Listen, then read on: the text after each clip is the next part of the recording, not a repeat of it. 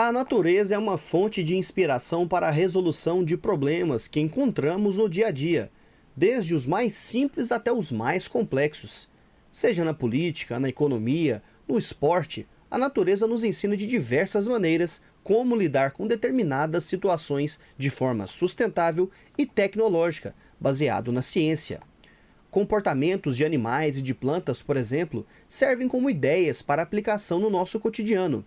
Daí surge o conceito de biomimética, que é uma ciência de observação da natureza com o objetivo de se inspirar em seus processos para a utilização no dia a dia da humanidade. A natureza, ela é eficiente ao extremo, né? Então é a economia aplicada na sua forma maior, né? Então acho que tem muitos exemplos, sim, tem muitos aprendizados que a gente pode tomar a partir da natureza, né? Posso dar alguns exemplos aqui, alguns caminhos que eu já vi em outros trabalhos, né? Mas basicamente a ideia é essa, né? Quer dizer, assim como nós temos um recurso financeiro, né, que move a nossa economia, a natureza tem vários recursos, né? Então tem nutrientes, tem espaço, tem território, fêmea, enfim, tem luz, tem espaço, tem várias variáveis ali que são consideradas nesse processo. Nesta reportagem, explicaremos como a economia pode ser beneficiada quando aplicada a técnicas e modelos já existentes na natureza. Na capital do Zimbábue, um edifício foi projetado para se autorrefrigerar, ou seja, se manter ventilado e fresco sem a necessidade de instalação de ar-condicionado. A inspiração veio dos cupinzeiros africanos. Então, entendendo esse mecanismo de trocas de ar, de canais, de um ar que circula, né? Quando ele circula, o ar calor que ficou armazenado no cupinzeiro à noite para esquentar, né? E durante o dia ele continua fazendo essa circulação, né? Então ele pega essa massa térmica que esfria e vai resfriando, né? Fizeram esse prédio, né? Já tem bastante tempo. E é um prédio que não tem ar-condicionado, então ele tem 90% a menos de conta de luz. Por falar em tecnologias prediais, um trabalho do Departamento de Engenharia Civil da Universidade Federal de Santa Catarina e a Universidade Federal de Santa Maria, no Rio Grande do Sul, estudou a biomimética como inspiração para fachadas brasileiras dinâmicas e eficientes. Os autores são os acadêmicos Ana Clara Franzen de Nardim, Pedro Vinícius da Silva de Oliveira, Thaís Vogel e o professor doutor Marcos Alberto Oss Vaguetti. Eles analisaram que a fachada de uma construção tem relação direta com a eficiência energética, conforto térmico, acústico e visual. Uma das bases de comparação foi o próprio corpo humano, mais especificamente a pele humana. A construção do Council House 2 em Melbourne, na Austrália, foi baseada no funcionamento da nossa pele.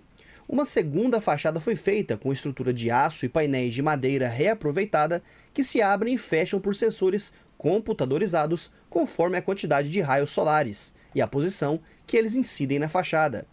Enquanto isso, a segunda fachada é comparada no artigo com a nossa epiderme, que dá mais conforto térmico e visual, controla a ventilação e a entrada de luz natural.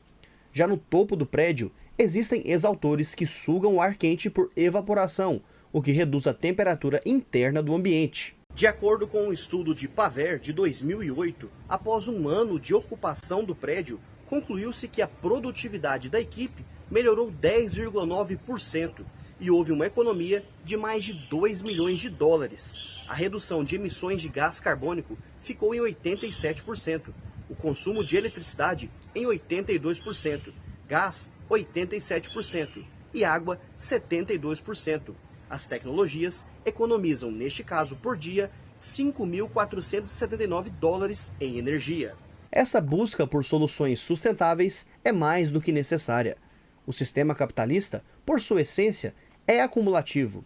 Apesar de existir esse fenômeno na natureza, como ocorre com os ursos, por exemplo, que se preparam para o inverno, existe um propósito, diferentemente do que ocorre com o nosso atual sistema de mercado. O crescimento indefinido não existe na natureza.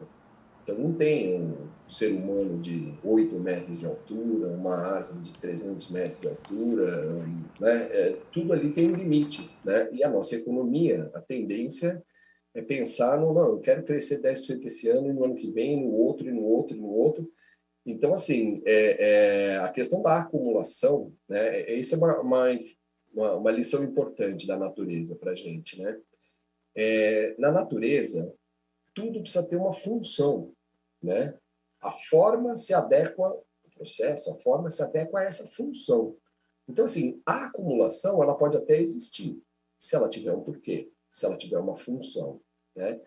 E essa função, evidentemente, que não é, não, eu quero acumular que eu quero ser mais rico e ter mais coisas, né? Isso não é uma explicação, né? Isso não é uma função. Você está usando uma quantidade de recursos totalmente incompatível e não tem mágica. Se você usa muito, se você acumula muito, em outro lugar é porque está faltando, né?